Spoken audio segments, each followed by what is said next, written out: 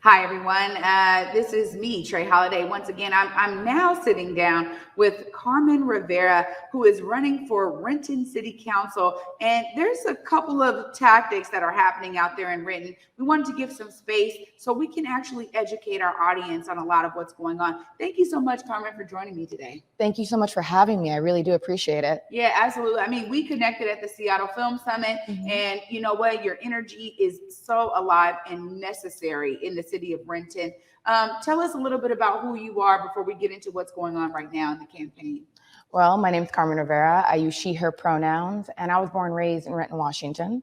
I've graduated from Lindbergh High School, and I really love Renton, and I've worked in social services most of my career. I started working at Echo Glen Children's Center, which is one of 3 juvenile prisons in the state of Washington, right out of graduate school, and then I worked for King County for Youth Source, which was an organization based in Renton, and they moved to Tukwila that worked with youth who were out of school and helped them get their high school diplomas, GEDs, and then on-the-job training opportunities, their paid internships. It was it's an amazing program. I highly recommend everyone to check it out, shameless plug. But I did a lot of community-based work with marginalized and vulnerable youth in the South King County area. And that is what led me to run, actually, because I moved back to Renton about 3 years ago, and I am hoping to start a family with my partner. And, we're putting down roots, and I was just witnessing a lot of politics happening into my community, things that were not getting the right attention. I'm afraid, South King County is kind of a media dead zone for a lot of people, which is why I so appreciate you giving us this platform, because there are a lot of big media outlets that don't pay any attention to Renton, or at least not to things that need to be paid attention to.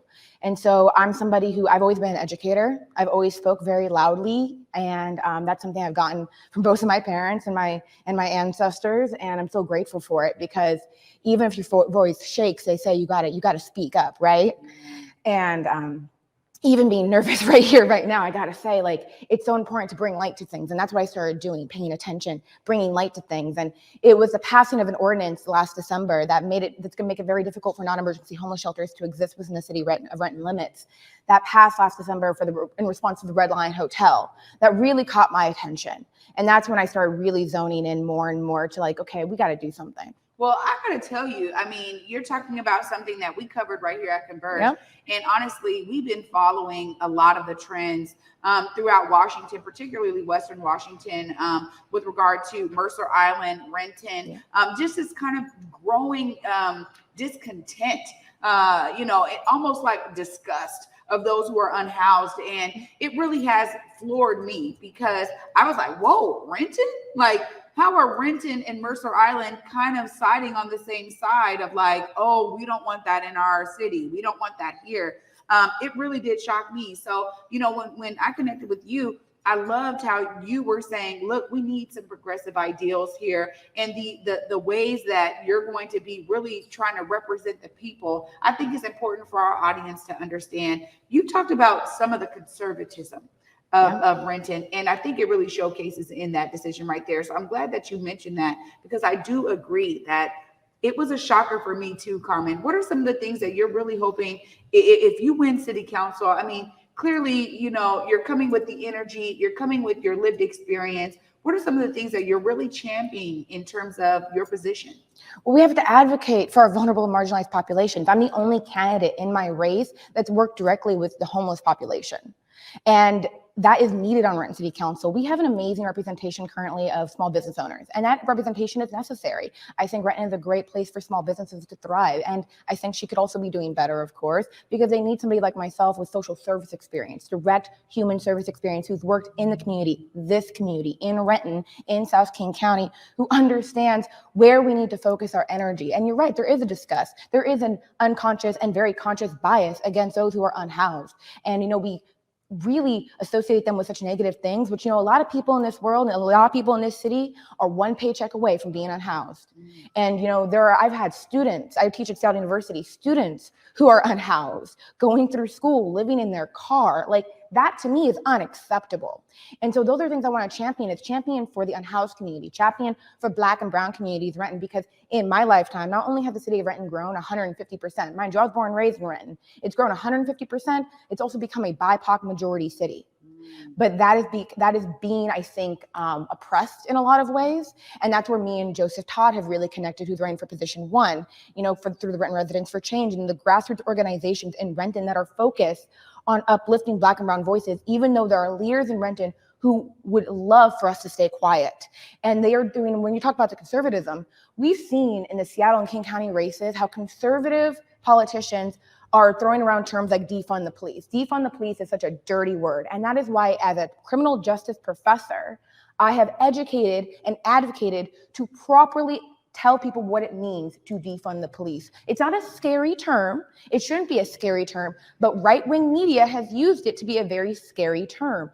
And we even had a sitting city council member who's actually up for election this year send out an email to her constituents, over like 150 people, I think, and telling them about the screenshots of an educational panel conversation that I did. And it gets me upset because I value education. And it was an over hour-long panel conversation that, they have used and twisted to misinform voters to say that I want to defund the Renton police, because that is a one sure way that you can scare voters and sink any kind of progressive campaign. And the right know that, the conservatives know that. Well, I just want to say, when you talk about this, I mean, this is something that,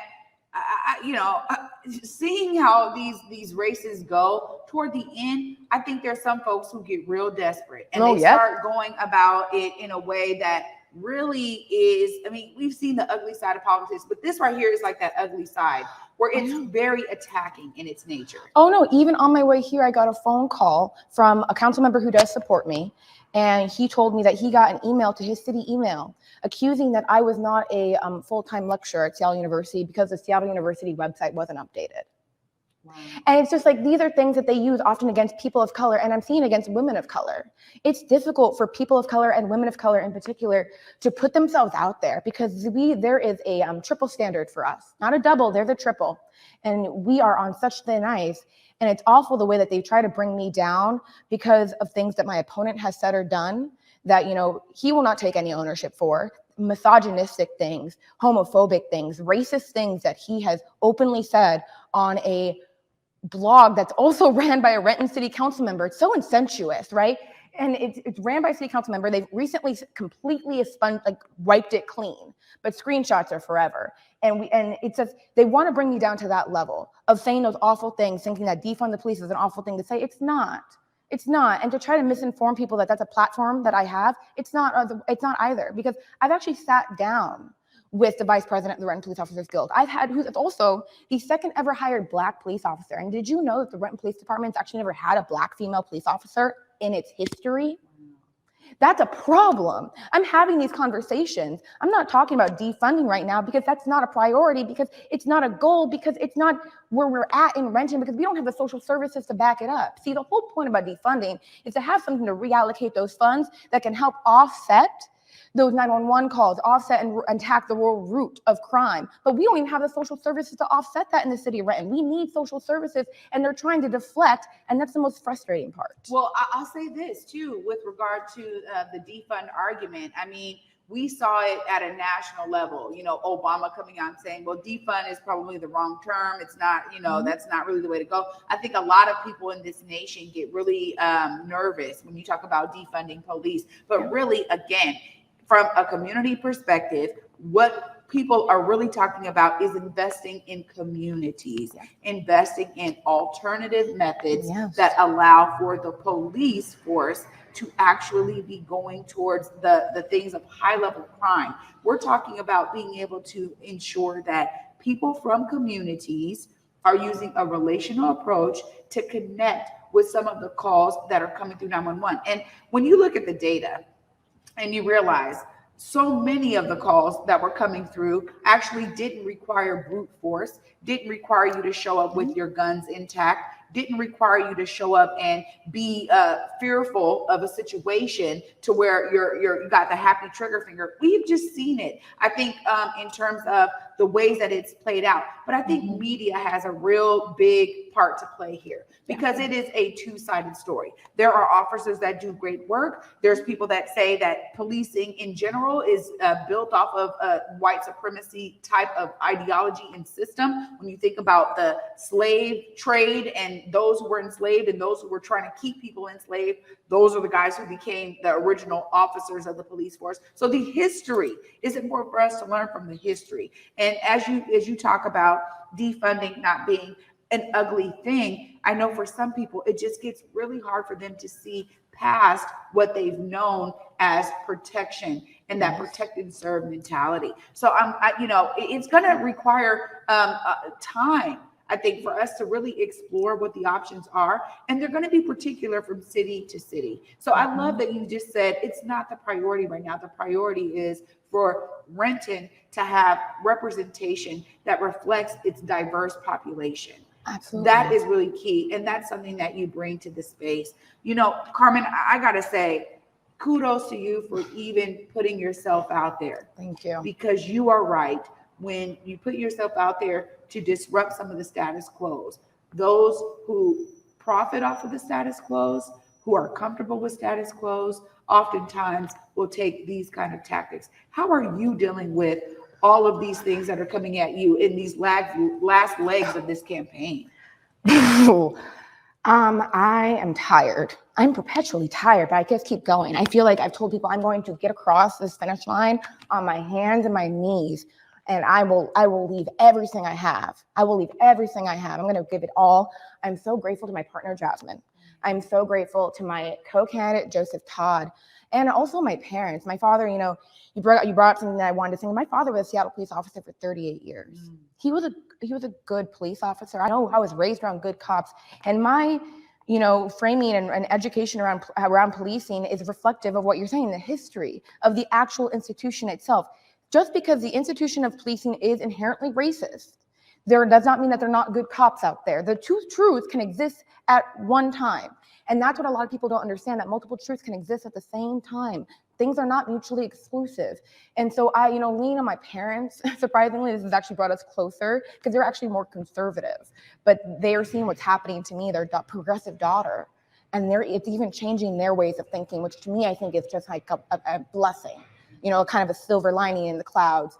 But I'm just grateful to my community. I'm grateful to my friends. Like, shout out to all of you out there who have supported me. The community wants change. And if I'm elected, I'd actually be the first openly queer person to ever serve on Renton City Council.